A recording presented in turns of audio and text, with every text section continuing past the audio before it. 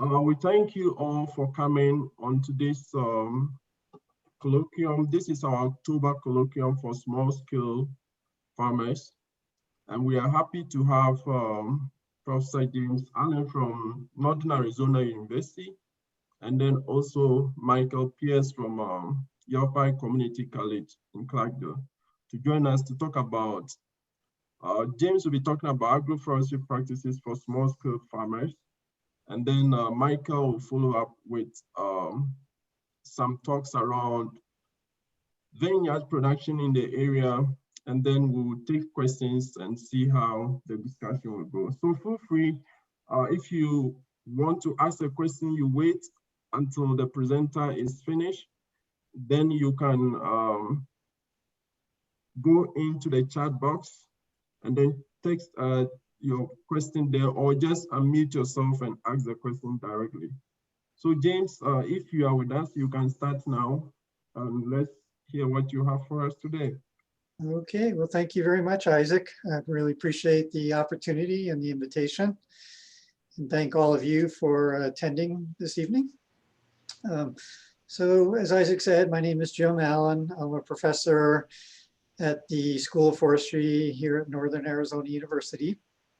And for quite a long time, I've had an interest in agroforestry. It actually dates back to my years in the Peace Corps, where I learned about agroforestry. And then more recently, I started to try to get back into it. So what I'm going to do is I'm going to give you an overview of some of the major agroforestry practices. And Isaac, if I start to run a bit long, just cut me off or give me a little warning. So let's start with what is agroforestry. I don't know how many of you are familiar with the term. So here's a relatively formal definition. It's a collective name for land use systems and technologies where woody perennial plants, I normally think of trees, but they can be other woody perennial plants like shrubs or even vines, are deliberately used on the same land management units as agricultural crops or animals. In the temperate region, we normally look at 5 or maybe more recently 6 practices, and I'm going to introduce you to 6 of them. So here's what I want to talk about. I want to talk about riparian buffers, windbreaks, silvopasture, alley cropping, forest farming, and food forests. And in some terminology, food forests go by other names like multi-story cropping. And so you can see that alternative name there. What you're looking at in this picture is a scene not from the Southwest, but from Virginia. And it's a silvopasture scene. So what you have here are little pasture units. And on the edges of each of those, you have honey locust trees.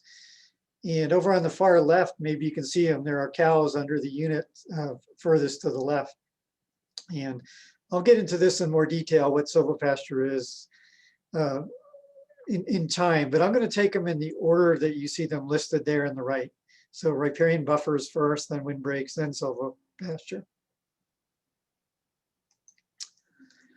So let's start with riparian buffers.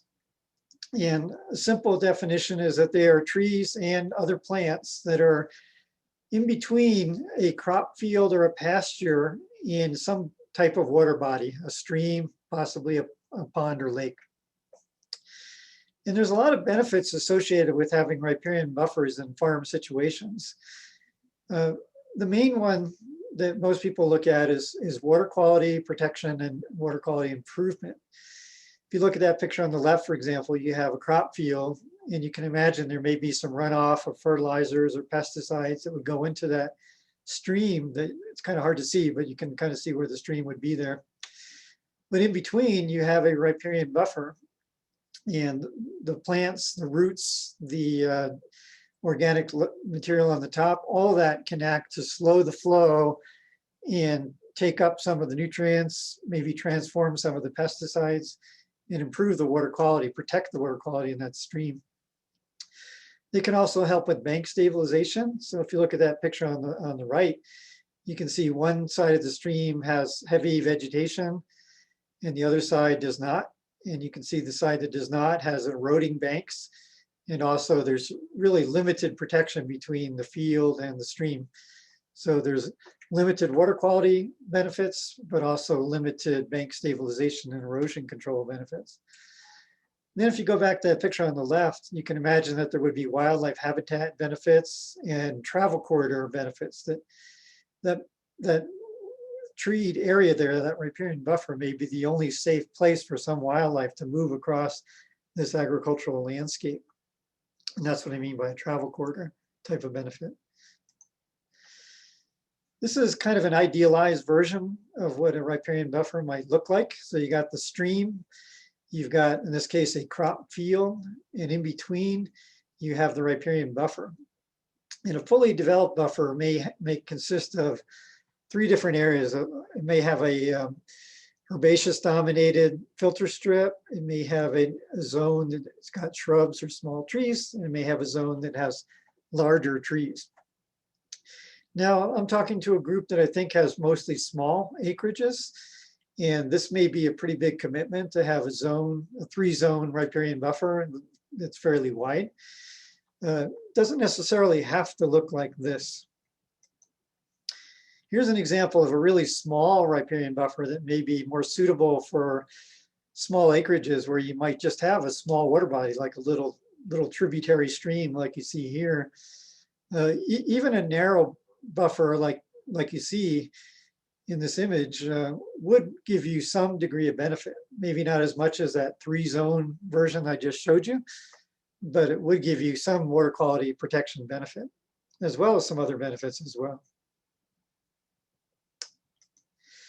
If you did have some land, though, that you could spare for a riparian buffer that was a little bit wider, you could make it such that it actually protects water quality, but gives you benefits that might be economic benefits. So here's an example where you have a zone closest to the stream, in this case, that's unmanaged forest. But if you look at that, it's quite narrow. Behind that is a wider zone with productive tree species and shrub species. They could be nut or fruit producing trees and shrubs. And you could even have a zone that has, like it shows there, woody florals, medicinal plants, forbs of different kinds. So there's no reason why you couldn't make a riparian buffer that's possibly primarily for water quality, also produce economic benefits for you and your farm. And more we're hearing about so-called edible buffers, buffers that are just like this, that are consisting of productive plants, not just tree species that you wouldn't necessarily harvest anything from other than possibly the wood.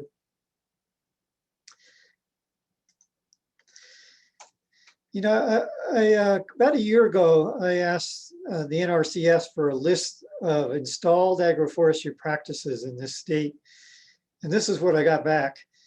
And if you look at this list, almost everything that's been funded by the NRCS that's considered an agroforestry practice is riparian buffer, just the kind of thing that I just showed you. And there are 2 examples from Yavapai County. I don't know if you're familiar with those, Isaac. They're well before your time. You know, they were installed back in 2014. So, or well, more recently than that, actually.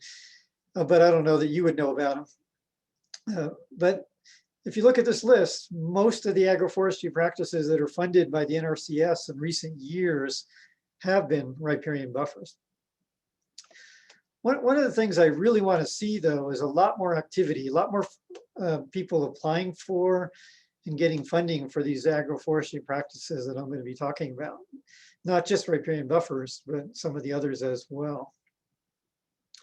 And you can see that the scale of these 2 were in Yavapai County are pretty small. So the first one, 1.1 acres, the other one, 4.7 acres, relatively small buffers.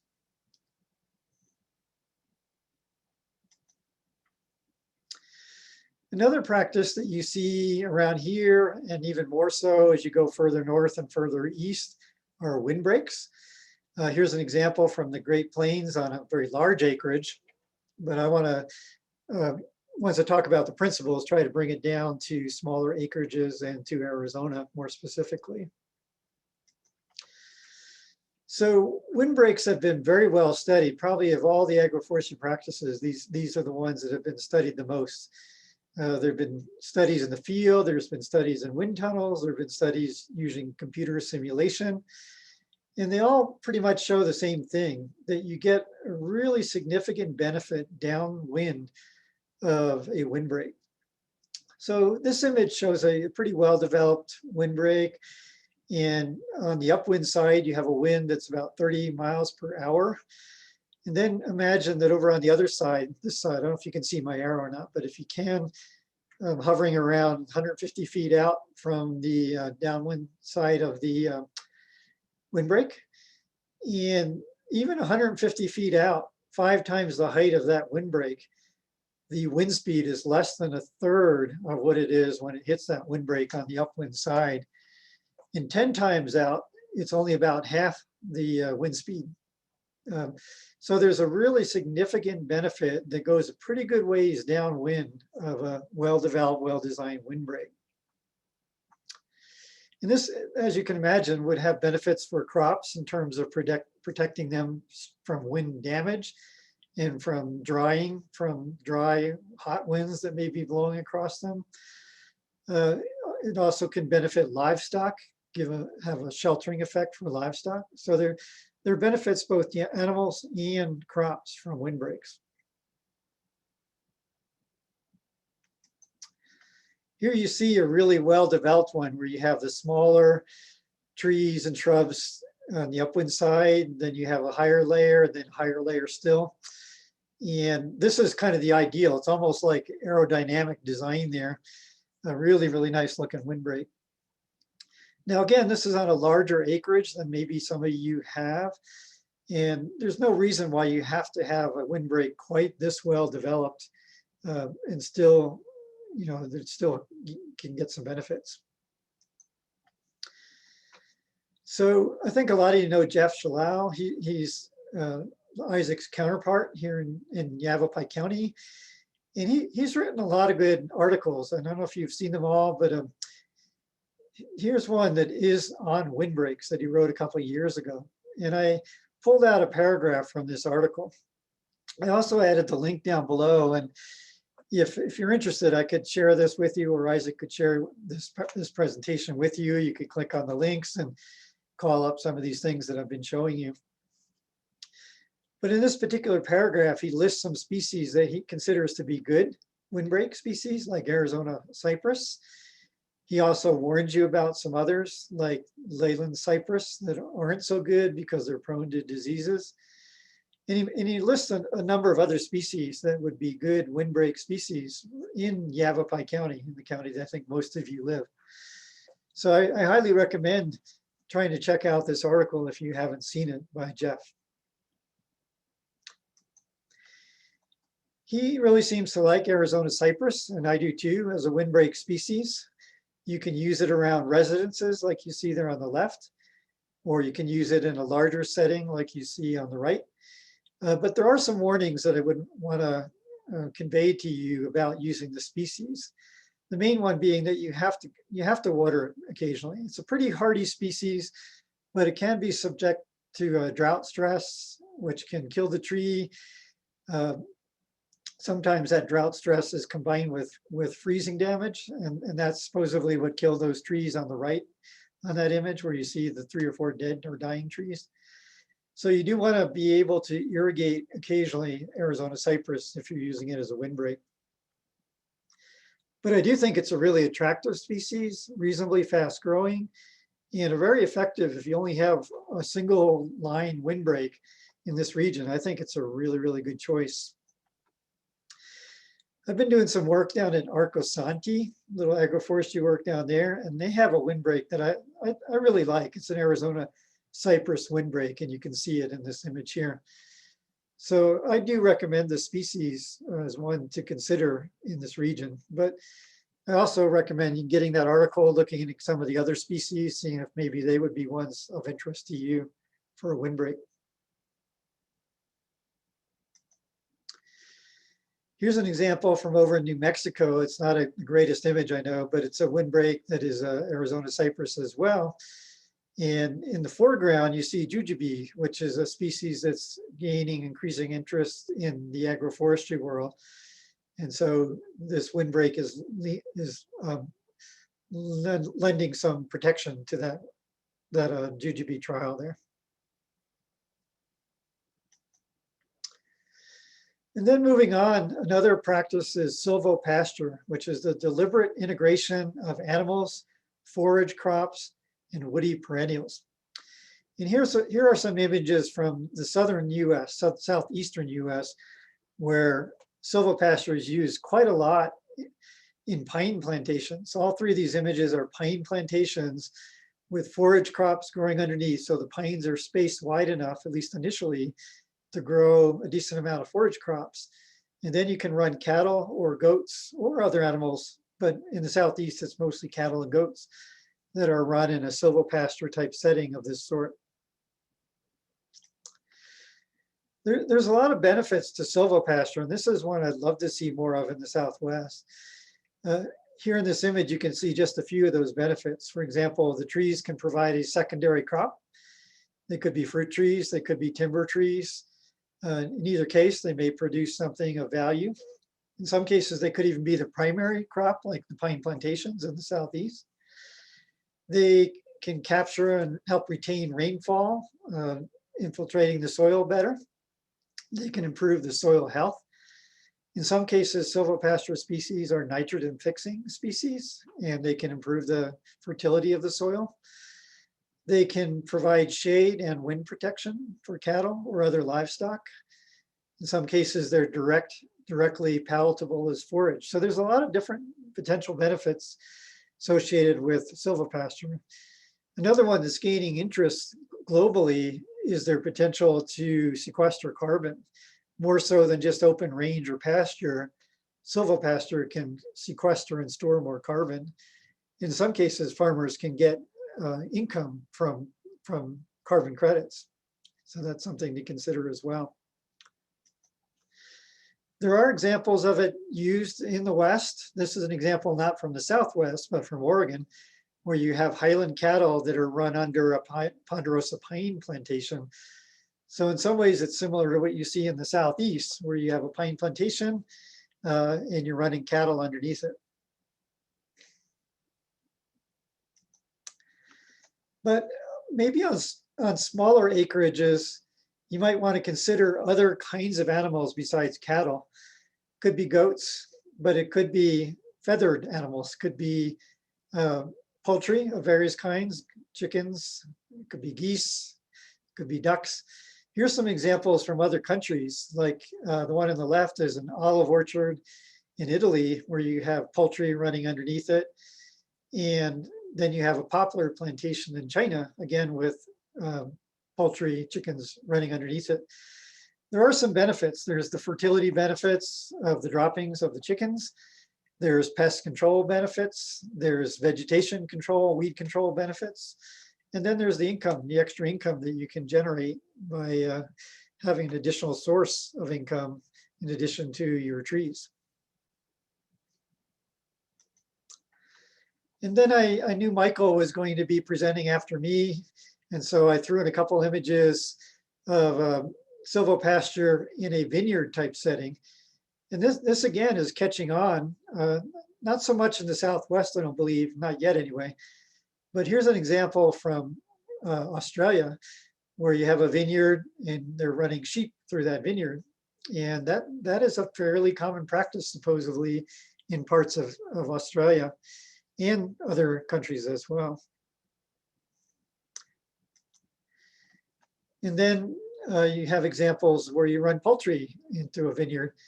And that image on the left is from a winery in Iowa, Stratford, Iowa, where they're actually selling so-called vineyard raised poultry and probably getting a little bit of a premium price for it. So they're getting additional income from their vineyard. And normally you would run these animals, silvopasture type setting, after your grape harvest and before the buds begin to break in the spring. So this could be kind of a winter type thing, very, very early spring or after the grape harvest in the fall, I guess. So there are definitely a number of options available to you that could involve silvopasture in small acreages, and in some cases with small animals. And then another practice is alley cropping. And again, you have this on really large acreages, but it also can work in small acreages. Here's an example from a pretty large acreage, in this case from France, where you have a row of trees alternating with a area of a crop, in this case wheat. So you have alternating rows of trees or shrubs and crops. In this case, the rows are spaced widely enough that you can run harvesting machines, pretty big ones, through these fields. And they're also spaced widely enough that you can get enough sunlight down to raise a pretty good wheat crop. And so this is another practice that's gaining more interest and attention in the temperate areas like Europe and United States and Canada. But you also see it being applied on smaller acreages. For example, this company up in the Midwest Agroforestry Solutions, they run two different farms. They run this one that's 25 acres, and then they have another farm called Vulcan Farm that's only 10 acres. And on both of these, they're implementing alley cropping. And if you can read the text there at the bottom of that slide, it's talking about the core crops in this farm being chestnut, hazelnut, and currant, arranged in innovative multi-layer alley cropping designs. And between the two farms, these are the crops that they grow. So chestnut again, currants, hazelnuts, plums, but also herbaceous things like culinary and medicinal herbs, cut flowers, asparagus. So they're growing multiple crops together in these kind of alleyways. Some of them, very high value crops. They have a nice video about this alley cropping. In this case, it's about the berry operation, but you can see those tree tubes, those plastic tree tubes. It's the beginning of trees, rows of trees, either hazelnuts or chestnuts, presumably. But right now, if you can see clearly enough in that image on the upper left, that harvesting machine is moving down a row of currants. So you got currants on either side of that harvesting machine. In the middle, they've tried three different things. They've tried a prairie mix, a native prairie mix. They've tried rhubarb, and they've tried asparagus. In the lower right, you see asparagus and currants in the middle and asparagus on either side. So you've got an alley that has asparagus, and you've got alternating rows, in this case of currants. And that arrow is pointing upwards. And in the video, they made the point that once the asparagus started to grow up a bit, it encouraged the currants to grow up a bit too. Instead of to spread out, they grow up. And that they were very, very pleased about that, because that makes harvesting with that machine more effective. And so kind of a win-win situation. They do run over and knock down the asparagus, but it does come back afterwards. When it's this big, it gets knocked down. So that's an example of woody perennial using shrub, in this case, currants, interspersed, and they use both rhubarb and asparagus in this particular operation. Over time, though, they're going to have trees, be they chestnut or things like plums or hazelnuts. So that's a really nice example of alley cropping that's becoming established on a relatively small farm in the Midwest. And this is a schematic showing the larger of those two farms, the SATURN farm. And at the heart of it is alley cropping. So if you look at anything that's number 1 or number 2, that's all alley cropping. So number 1 is alley cropping with chestnuts and currants.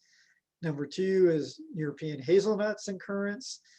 They also have that trial that I just showed you, number 6, where they're experimenting with rhubarb and asparagus in the rows. But if you look at number 3 and 4, those are things that I want to encourage you all to be thinking about. Those are conservation reserve program practices. One of them is an edible windbreak, so building a windbreak but using edible species in it. And the other is a conservation reserve program pollinator habitat. So those are both things that they got funded to do that are productive either directly, like the edible windbreak, or indirectly through the pollinator habitat that benefit the farm operation. If you're able to read the text on the right, so it lists some of the windbreak edible species, and some of them are, more clearly things that you may be thinking of, like cherries and plums and pecans and hickories, elderberries. Those are things that, could be useful in a windbreak context, but at the same time produce income. And if you only have a small acreage, you want to be thinking about, using it all very effectively. There is kind of an interesting example in the Camp Verde area.